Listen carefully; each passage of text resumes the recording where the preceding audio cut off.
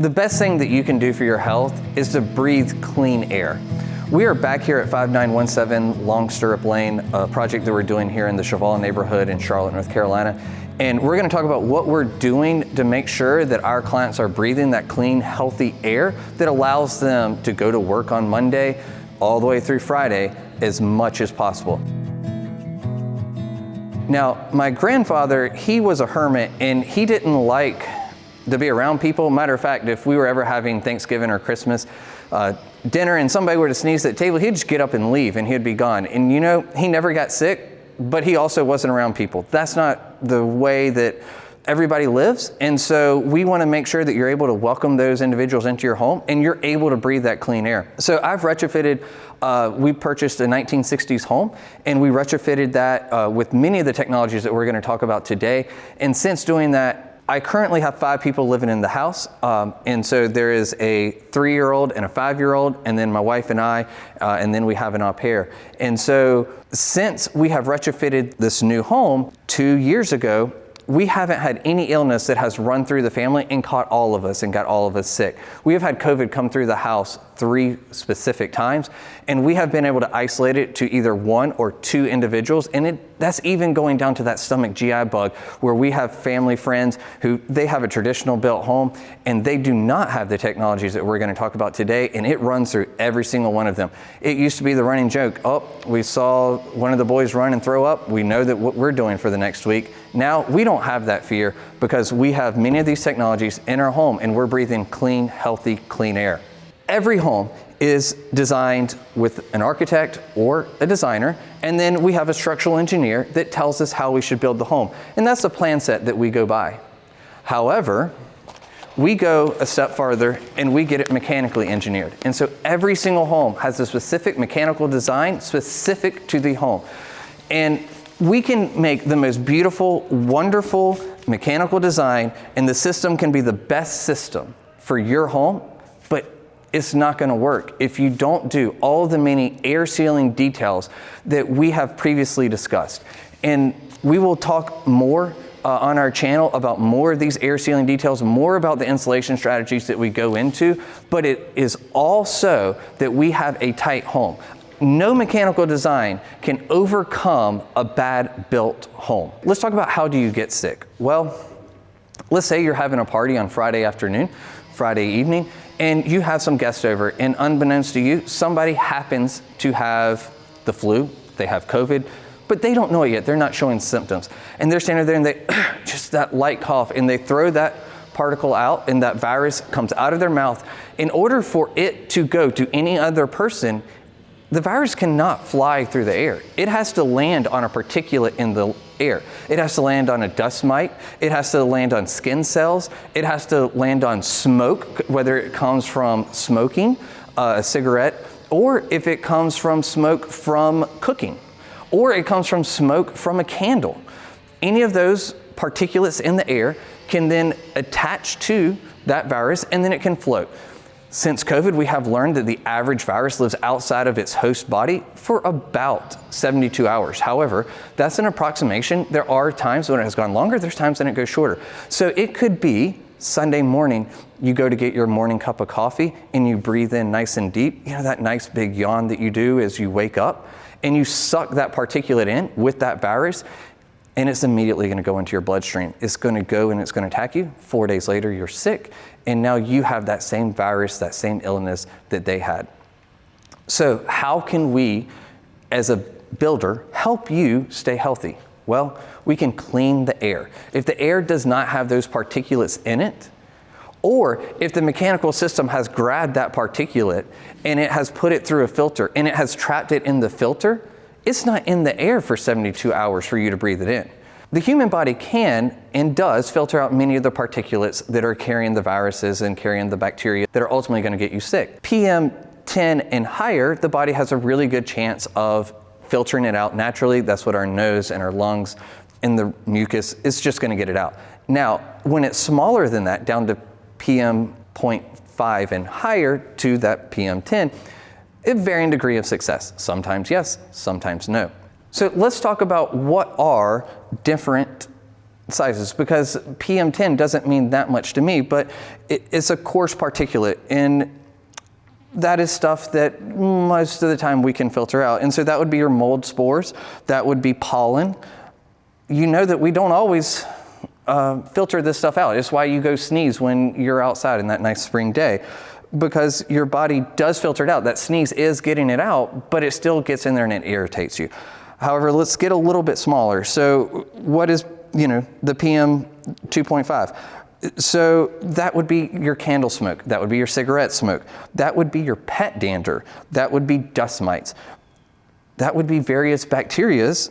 And then also burning incense. So while, yes, that's changing the smell of your home, it's also giving a lot of things for a virus and bacteria to attach to and to float in the air, because that stuff is going to stay in the air much beyond just the smell. You may think, oh, I don't smell the smoke anymore from the candle.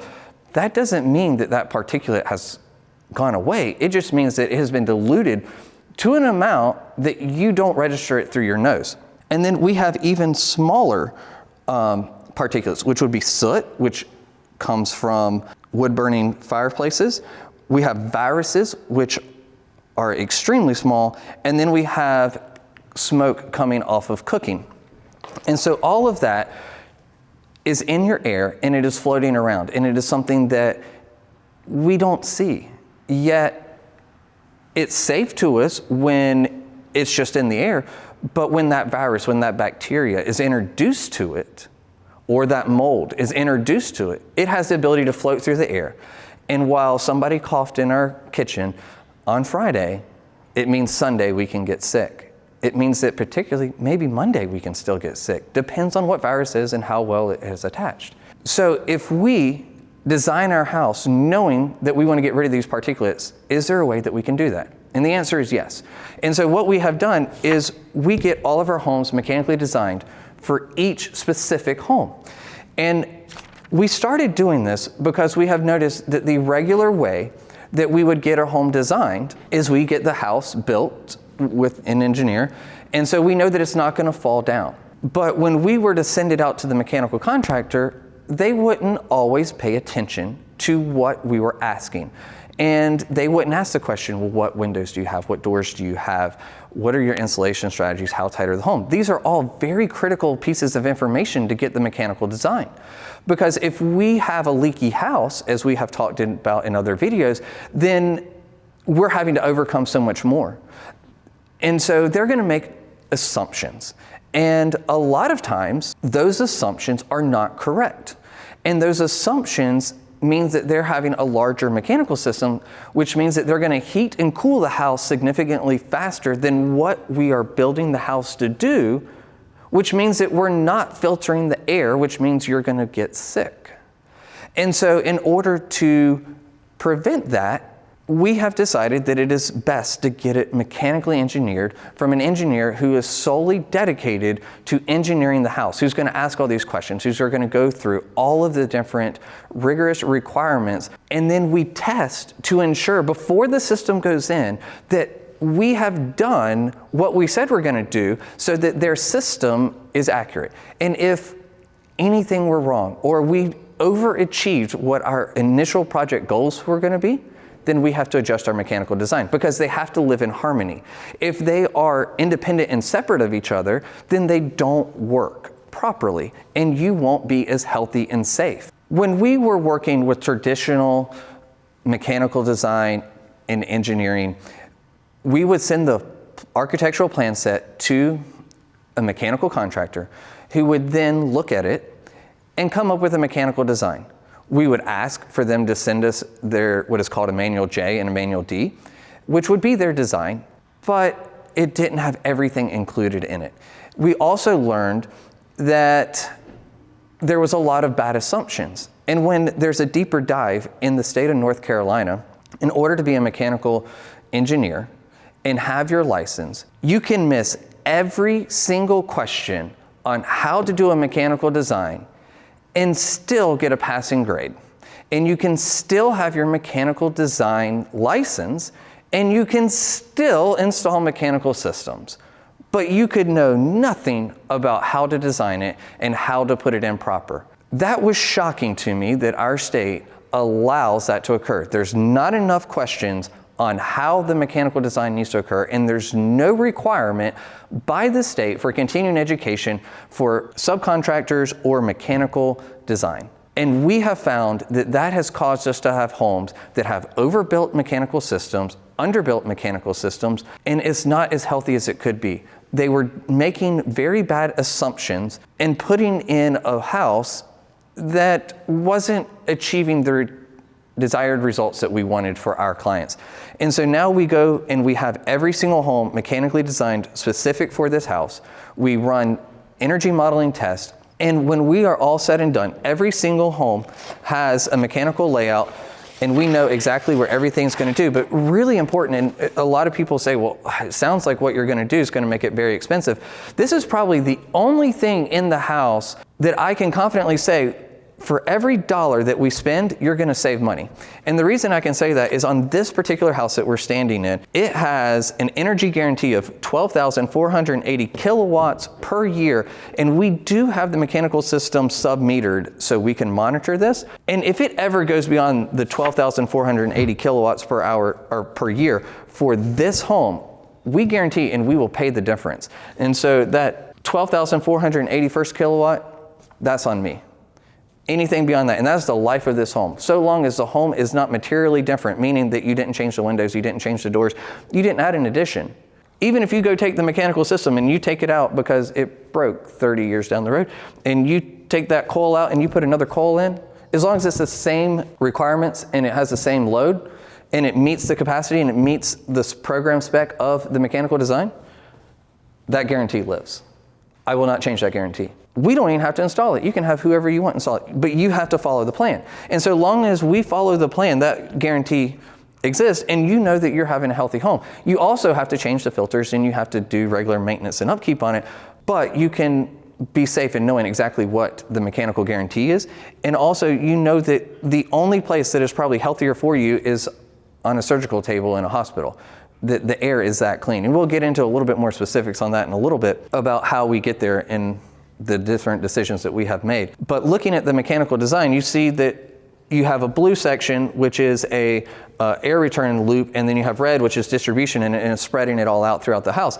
And so on a traditional code-built system, you have many different mechanical systems, but your most common are you have single stage, which is basically like an on-off switch, and so as soon as it kicks on, it is on, and it moves the air throughout the house, that it conditions it, whether it needs to be heat or cool, and it goes throughout your home. You also have a two-stage, and then you have variable. Two-stage is like a 50% and 100% and off, and then variable is kind of like a dimmer switch, but really it only has like 5 or 6 different stages, but it is better than just 2. And so that means it can throttle up and down as your home needs, but that kicking on and off is very taxing on the system. And also it means that probably for like 60% of the time, your home doesn't have any air movement. And so a lot of times people are like, oh, the air is so stale. Well, it's because it's not moving. Why does outside feel so much better? It's because the air never stops outside. And so if we go back here to our blue loop never stops running. It is always on. That means that there's a very large fan right in the middle that's always pushing air going through this home. So the air will never stop circulating through the house because it's always being pushed with air, and it's always sucking air back into the system. And so because we're always moving that air, and that air never gets stale. And so when it comes in, it has 2 MERV 13 filters. And so we'll talk a little bit about why we made the decision for MERV 13 and what that means for you. But it's always taking that particulates and it's throwing it to 2 different filters and then kicking it back into the built environment. And so you can breathe that air in. It's taking all that particulates out. But it never stops. 365 days a year, 24 hours a day. But doesn't that mean that we're going to have high energy bills? Well, not really. If you were to look at what your mechanical system is doing, it's probably significantly higher than 12,480 kilowatts a year. But I'm guaranteeing that. And I know that the red system will kick on and off as it needs to make sure that your house is comfortable and make sure it can maintain that 72-degree temperature inside year-round so you're nice and comfortable. But we're always cleaning the air. We're always cleaning the air. We're making sure that that air is as clean as it can possibly be for you to breathe in, so that your kids don't have to worry about asthma as much. It has been proven that when you clean the air, childhood sicknesses drastically drop. Your kids can go to school significantly more. We also break the system down into every individual part so we can check. My construction managers are not mechanical engineers. So when they're out on site, they don't know how all this is supposed to go together, but it's really easy.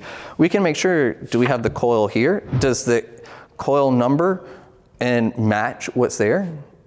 Is the next box, it should look like this. And it's basically broken out in a nice little piecemeal. And so they can make sure that what we have installed is exactly what is designed.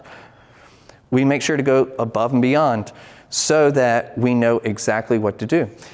And we also show exactly where the filters are and what they are.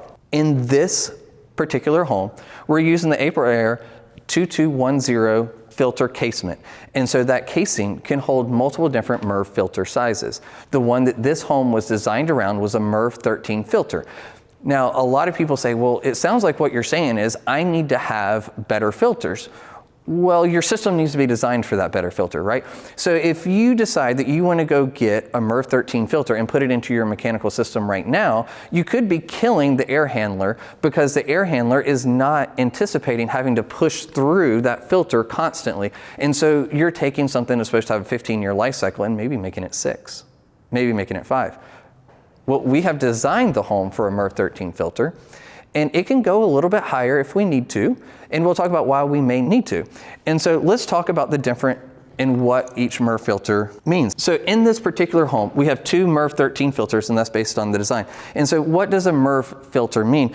Well, we were talking about those PM10, PM2.5 before, and so they have a different range of microns. And so you have range 1, 2, and 3 on the filter design guideline.